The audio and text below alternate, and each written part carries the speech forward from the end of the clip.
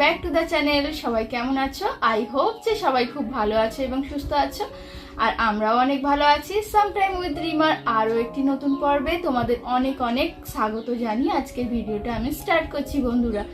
আর এই যে দেখো, এখন বাজে ঘড়িতে হচ্ছে 5টা। তো রেডি হয়ে গেছি, আমিও রেডি হয়ে গেছি, ঋষভের পাপাও রেডি হয়ে গেছে, আর ঋষভকেও এই রেডি করে নিয়েছি। তো এই জাস্ট ওকে খাইয়ে নিচ্ছি একটু, ওর খাওয়ানো মোটামুটি কমপ্লিট হয়ে গেছে। তার কারণ বেরোবো যেহেতু, একটু তো দেরি হবেই, সেই জন্য ভাবলাম ওকে খাওয়ানো দাওয়ানোটা কমপ্লিট করে নিলে ও আর ডিস্টার্ব করবে না। তো কোথায় যাচ্ছি সেটা সারপ্রাইজই থাক, সেটা গিয়ে তোমাদের সাথে শেয়ার করব। আর অবশ্যই যেখানে যাচ্ছি সেখানে সব কিছুটা তোমাদের সাথে আমি শেয়ার করব।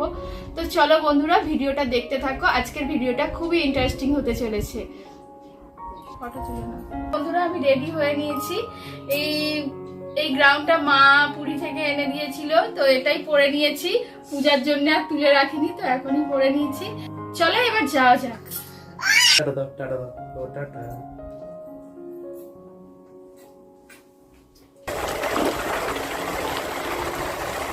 বাবাই, কোথায় যাচ্ছে মামা?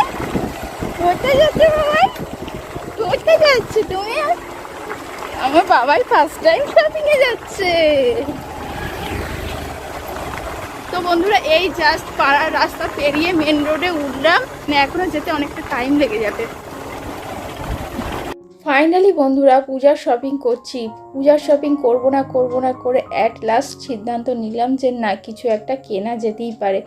যেহেতু পূজা এসে গেছে, আর বেরোলে কি পরবো, সেই পুরানো জিনিস পরে বেরোবো, তো সেই কারণে ভাবলাম যে পূজার শপিংটা করেই ফেলি। পূজার শপিং মানে ভিড় হবে না এরকম কোনো কথাই নেই। আর এখানে দেখো, অটোতে ভীষণ লাইন হয়েছে, তো লাইনে দাঁড়িয়ে আছি। আর যেটা বলছিলাম, পূজার শপিং করতে যাচ্ছি আর ভিড় হবে না, এটা কি ভাবা যায়? তো ঋষভকে রেখে আসার ইচ্ছে ছিল, কিন্তু কার কাছে রেখে আসবো বা অতক্ষণের ব্যাপার, মানে সেই সব নানা রকম সাত পাঁচ ভেবে ঋষভকে নিয়েই বেরিয়ে পড়লাম। লাস্ট কবে পূজার শপিং করেছি সেটাই এখন ভালোভাবে মনে নেই। তো মনে হয় 3 বছর আগে লাস্ট পূজার শপিং করেছি। তো এই প্রথম আবার যাচ্ছি পূজার শপিং করতে ঋষভ হওয়ার পর। তো গেল বছর ভেবেছিলাম একটু পূজার শপিং করতে বেরোবো, কিন্তু গেল বছর ঋষভের এত শরীর খারাপ হতো যে সেই কারণে পূজায় বেরোনো তো দূরের কথা, শপিংও করতে বেরোয়নি, আর পূজায় একটা দিনও বেরোয়নি। তো এবছরের ইচ্ছা আছে একটু বেরোবো, তো সেই কারণে একটু শপিং না করলেই নয়। তো ওই বেশি কিছু কেনাকাটা করব না, অল্পই কিছু কেনাকাটা করব, তো সেই কারণে আসলাম। আর এই যে দেখো, ফাইনালি আমরা চলে এসেছি। কোথায় বলো তো? জায়গাটা চেনা চেনা লাগছে কি? হ্যাঁ বন্ধুরা, ঠিক ধরতে পেরেছো, আমরা এসেছি আজকে গড়িয়াহাটে। শাড়ি কিনবো আর গড়িয়াহাটে আসবো না তাই কখনো হয়? মানে শাড়ি কিনবো এই কথাটা মাথায় আসলেই মনে হয় যে যাই, গড়িয়াহাটে যাই। এখানে আসলে না নানা ভ্যারাইটির শাড়ি পাওয়া যায়। তো এই কারণে গড়িয়াহাটে শাড়ি কিনতে আসতে আমার ভীষণ ভালো লাগে। তার সাথে এরকম ম্যাচিং জুয়েলারি, কার না ভালো লাগে বলো? মানে শাড়ির সাথে জুয়েলারি সব কিছু একটা জায়গাতে পেয়ে যাব। আর এখানে দেখো, কিছু ক্রকারিজের আইটেমগুলো মানে ভীষণ সুন্দর লেগেছে। আর এই যে কাঁচের বোলটা, এটা তো মানে আমার খুবই নেওয়ার ইচ্ছা ছিল। তো এখানে প্রাইসটা একটু বেশি বলছিল আমার মনে হয়। তো যেহেতু এটা মাইক্রোওয়েভ প্রুফ, তো সেই কারণে একটু দামটা বেশি বলছিল।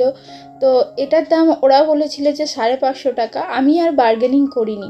তো তোমাদের যদি জানা থাকে যে এরকম ধরনের বোলগুলোর কেমন দাম, তো অবশ্যই আমাকে কমেন্ট করে জানিও। আর তারপরে দেখো, এবারে শাড়ি কিনতে ঢুকে পড়লাম। তো এই যে দেখো, ঢাকেশ্বরীতে এসেছি। তো এখানে এসে দেখা যাক যে শাড়ি পছন্দ হয় কি না হয়। তো আসতেই দেখো, বিভিন্ন রকমের ভ্যারাইটির শাড়ি আমাকে দেখাতে শুরু করলো। আর এই যে লাল আর গ্রিনের কম্বিনেশনের শাড়িটা মানে অসম্ভব সুন্দর লাগছিল। তার সাথে দেখো, ঋষভ কিছুতেই এখানে থাকতে চাইছে না। তো উনি বিভিন্ন শাড়িগুলো আগে দেখাচ্ছিলেন, তো তারপরে বলল যে এর মধ্যে থেকে কিছু সিলেক্ট করো। তো এখন আমরা দেখছি শাড়িগুলো। আর বন্ধুরা, শাড়িগুলো এতটা সফট আর মানে সুন্দর দেখতে ছিল না, মনে হচ্ছিল যে প্রত্যেকটা শাড়ি নিয়ে নেই। কিন্তু এবছরে আর প্রত্যেকের জন্য যেহেতু শপিং করছি না, শুধুমাত্র ঋষভের পাপা আমাকে একটা শাড়ি দিচ্ছে, তো সেইটাই নেব। আর এই যে দেখো এই শাড়িটা, যেটা আমাকে দিয়ে দেব বললো যে আয়নার সামনে একবার দেখো কেমন লাগছে, তো সেটাই দেখছিলাম আর কি। শাড়িটা ভীষণ সুন্দর লাগছিল আমাকে। আর ফাইনালি ডিসাইড করে নিলাম যে এটাই নেব। তো ওনাকে আবার দিলাম, এটা বললাম যে এটাই কনফার্ম করে দিন। আর এত শাড়ি দেখলে না বন্ধুরা, মানে মাথা অটোমেটিক খারাপ হয়ে যায় যে কোনটা ছেড়ে কোনটা নেব। তারপরে দেখো এখানে চলে এসেছি কুর্তির দোকানে। তো কিছু কুর্তি নেওয়ার ছিল, তো এত ভিড়, আর ঋষভকে এই ভিড়ের মধ্যে নিয়ে এসে ভীষণ ভুল করেছি জানো তো। তো ঋষভের পাপা ঋষভকে একটু ঘোরাচ্ছে, আর আমি সেই ফাঁকে একটু কুর্তি পছন্দ করছিলাম। আর কোন কুর্তিটা নেব সেটাও ডিসাইড করতে পারছিলাম না, তার কারণ এত জিনিস দেখছি না, চোখ ধাঁধিয়ে যাচ্ছে পুরো। তো ফাইনালি একটা কুর্তি নিলাম, বেশি আর নিলাম না। তার সাথে কি নিয়েছি সেটা তো তোমাদের সাথে বাড়িতে গিয়েই আমি শেয়ার করব। আর এখানে দেখো আরও বিভিন্ন ধরনের শাড়ি ঝুলছিল জানো তো। তো দেখছিলাম যে যদি কিছু ভালো লেগে থাকে, আর যদি কোনো প্রাইস আমার রিজনেবল প্রাইসের মধ্যে পেয়ে যাই তো নিয়েই নেব। তারপরে দেখো ভীষণ খিদে পেয়ে গেছে, তো ঋষভকে আবার একটু মিষ্টি খাইয়ে দিলাম, তার কারণ অনেকটা টাইম হয়ে গেছে আর ওর খিদে পেয়ে গেছে। তো ওকে আগে খাইয়ে দিই। আর ওর ভীষণ খিদে পেয়েছিল বলে না, ও ভীষণ মানে দুষ্টু করছিল। আর বন্ধুরা কি শাড়ি কিনলাম আর কি জুয়েলারি কিনলাম সেটা তোমাদের সাথে বাড়িতে গিয়েই আমি শেয়ার করব। তারপর আমাদেরও ভীষণ খিদে পেয়ে গিয়েছিল, তারপর আমাদের জন্য দুটো রোল অর্ডার করে নিয়েছিলাম। তো এখন আমি রোলটাকে খেয়ে নিচ্ছি, ঋষভের পাপার খাওয়া হয়ে গেছে। মুখটু কালো হয়ে গেছে। তো বন্ধুরা এইমাত্র ফিরলাম, আর গরমের মধ্যে আর পুজোর কেনাকাটা বুঝতেই পারছো এত পরিমাণ ভিড় হয়েছে। তো আর ঋষভকে নিয়ে গিয়ে ভীষণ কষ্ট হয়েছে, তার কারণ ভিড়েতে গরমে ও কষ্ট পেয়েছে, তার সাথে সাথে তো আমরাও পেয়েছি। তো আজকে আর কিছুই ভালো লাগছে না, তো এবার আমরা খাওয়া দাওয়া করে আর ঘুমিয়ে পড়বো। তো দেখা হবে তোমাদের সাথে আগামী আরও একটি নতুন পর্বে। আজকের মতো টাটা, গুড নাইট।